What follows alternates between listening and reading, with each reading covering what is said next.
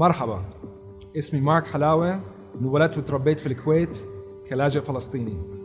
And this is my crazy story.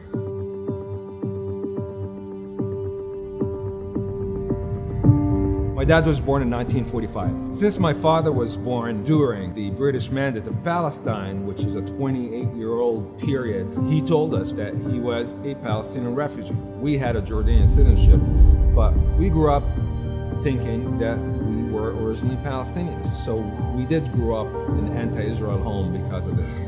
My father was big in education. My father tried hard and put us in Palestinian Boy Scouts. Everything pretty much was geared into the Palestinian, pro-Palestinian world. In school in Kuwait, we learned a lot of things like, Jews came from outer space and occupied Muslim land and it's bad and we should wish to help somehow.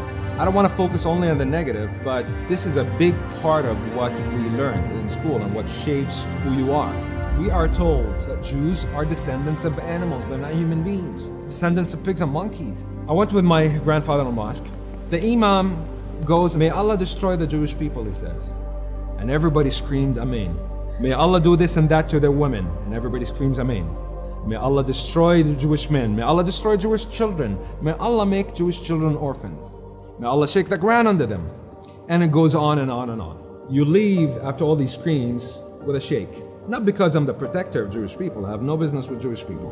But in the back of my mind, I heard firsthand the indoctrination and hate that I grew up with in school, but now I saw it in action.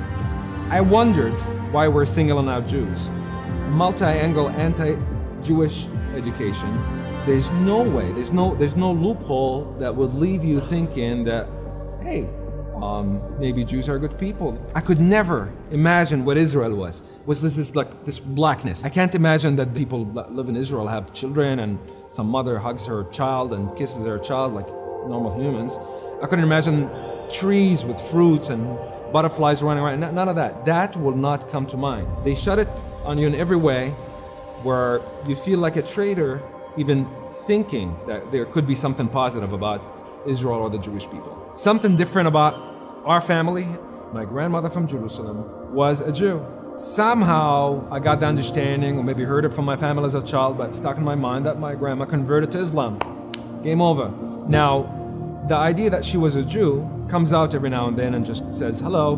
One day, I was going to a payphone to make a phone call, and I saw this gentleman sitting across the street from the payphones that looked Jewish. I hang up the phone, so I went to him, "Hi, how are you? Are you Jewish?" He cracked a joke and he said, "No, I just like to look this way." Dr. Yitzchak Block had this beautiful demeanor, with a smile on his face, and he was not intimidated or shocked, or he didn't shun me down as I introduced myself as, an Arab guy from Kuwait that came up from a Muslim Palestinian background.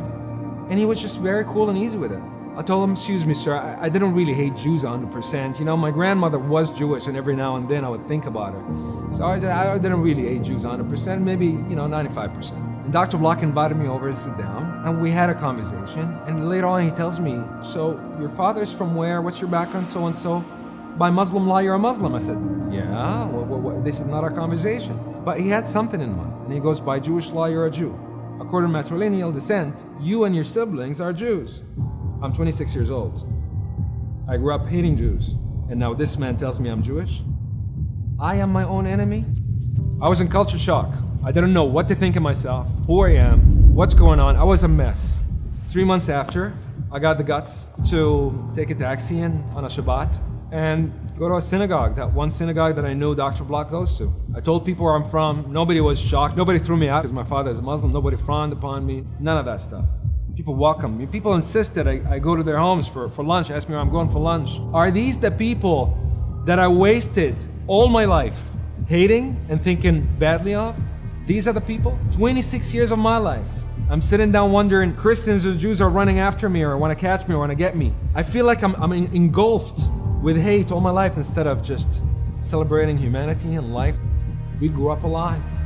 We grew up with hate. This hatred that these governments are noticing have stayed in decade after decade, and now you have a bubble just boiling of hate where people people are just blowing up things and certain weird crimes are happening against each other. People are killing their own people, calling them infidels and calling them all the names that we've called Christians and Jews and Hindus and everybody else that was not like us. Live your life. Focus on good. Work hard. Build. Create instead of being held down in shackles of hate and hate and hate that doesn't get you anywhere. Today, there's no place to hate. This incitement and hatred, no matter where it comes from, stays where it comes from. It's time for peace. Enough hate. Time for love. I want to finish with a message to my brothers and sisters in the Middle East. إخواني وأخواتي بالشرق الأوسط اللي تربوا مثلي على إنه اليهود والمسيحيين والغرب كله ضدنا وإحنا ضحايا. إحنا مش ضحايا. والغرب والمسيحيين واليهود مش ضدنا. الناس بدهم يعيشوا بسلام وإحنا بدنا نعيش بسلام. تعالوا على إسرائيل، زوروها وشوفوها بنفسكم. عندنا سلام بحت. كل وقت في سلام. إلا لما يصير في عمل إرهابية أو تشجيع على الإرهاب والكراهية. غير هيك حياتنا أحلى حياة. السلام كله هون. كل شيء بنتمناه موجود. أتمنى لكم حياة مسالمة ببلادكم اللي أنتم فيها وكمان هون لنا بإسرائيل. تفضلوا زورونا. سلام.